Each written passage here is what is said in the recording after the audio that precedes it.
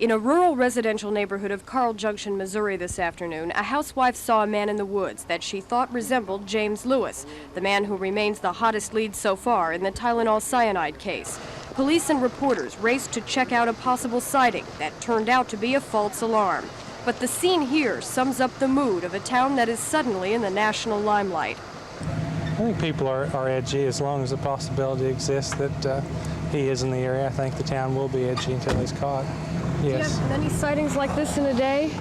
No, this is the first hot sighting we've had. Somebody said somebody was right there. Everything else has been real cold, and that's what the lady said. She was rather embarrassed by this, and I told her not to be, because this is what we're looking for is a sighting, and we'll run the false alarms to get the real one. Carl Junction, Missouri is about 150 miles south of Kansas City. Population about 4,000 people. It is the place where James Lewis grew up, and a place where he is remembered. He is remembered in family photographs, the adopted child of a church-going farm couple who gave him the name Jim Lewis. Relatives who would not appear on camera described him as a troubled boy with a history of family violence. This picture shows Lewis at the state mental hospital where he was voluntarily committed in 1966 after attacking his adopted mother with an axe. He left the hospital in 1968 for Kansas City, where he met his bride, Leanne, graduated from college, and set up an accounting business. The couple had one child, a daughter, Tony, who suffered from Down syndrome.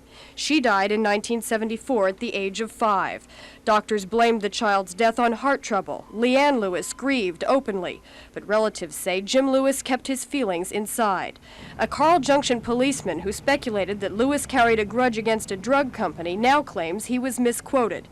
But speculation continues on Main Street, where storekeepers claim to have sighted the Lewises several times since last Thursday. A clerk at this convenience store told me he saw the Lewises, but said he had been told not to comment. Federal agents here have also told police not to comment on reports that the Lewises were sighted driving a station wagon that was spray-painted red. At the farmhouse where Lewis grew up, a relative said he hasn't come back here since the funeral of his stepfather 4 years ago. But on a neighboring farm, a man who hired Jim Lewis to bale hay as a teenager remembers that he would disappear for days at a time. Well, the only trouble I ever heard about it is when I went down and told her that he walked out on me. I didn't know where he was, and she said, "Don't worry about it." And then she did tell me he was gone one time for 2 or 3 days. Here in the farm country of southern Missouri, people watching news broadcasts know that James Lewis is hiding once again, this time from a nationwide manhunt.